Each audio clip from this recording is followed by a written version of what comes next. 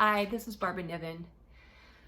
So like you, I have been really struggling lately with first the lockdown, with the pandemic, everything that's going on with the racism and the protests. And I am just struggling as to how not only can I get through it myself, but how I can make a difference.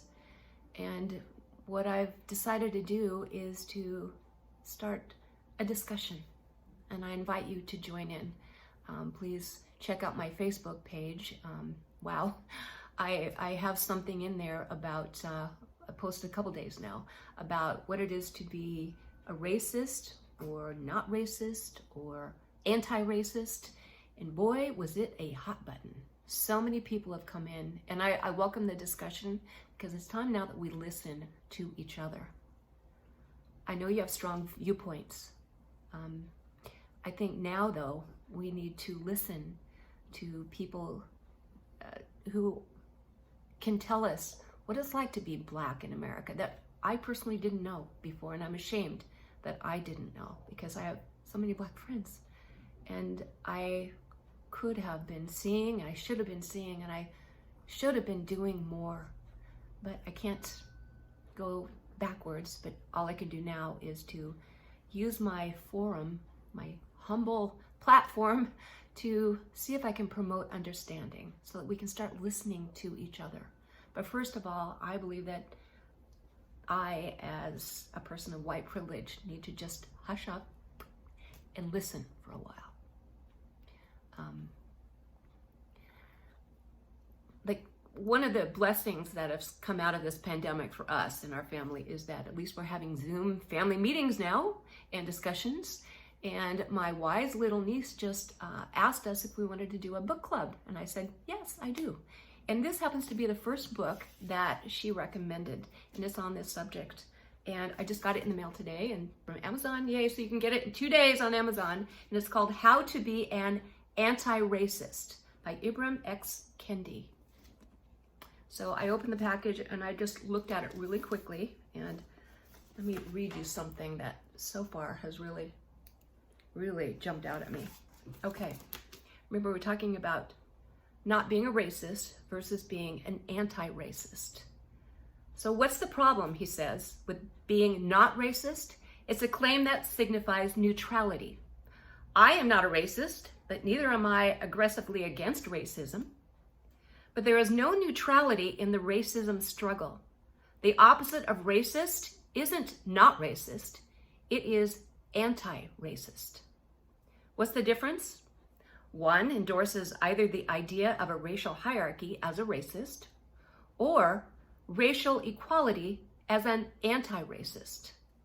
One either believes problems are rooted in groups of people as a racist, or locates the roots of problems in power and policies as an anti-racist.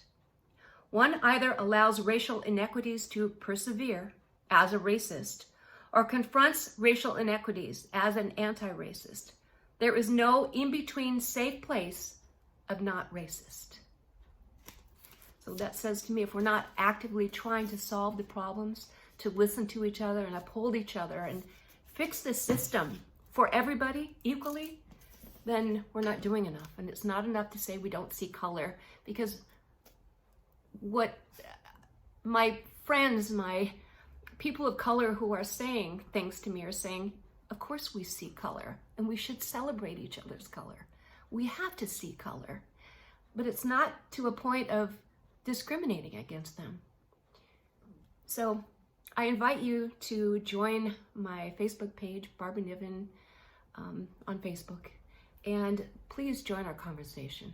It's lively, it's a little hot, but I think it's a time now that we all need to come together and speak our piece, yes, but mostly listen.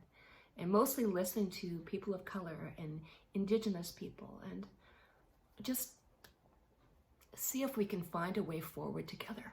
Because unless we are standing together with people of color, then we are not doing enough. And I also want to say it's not just about Like, not all police are bad either. This is so confusing. It's so confusing for everybody.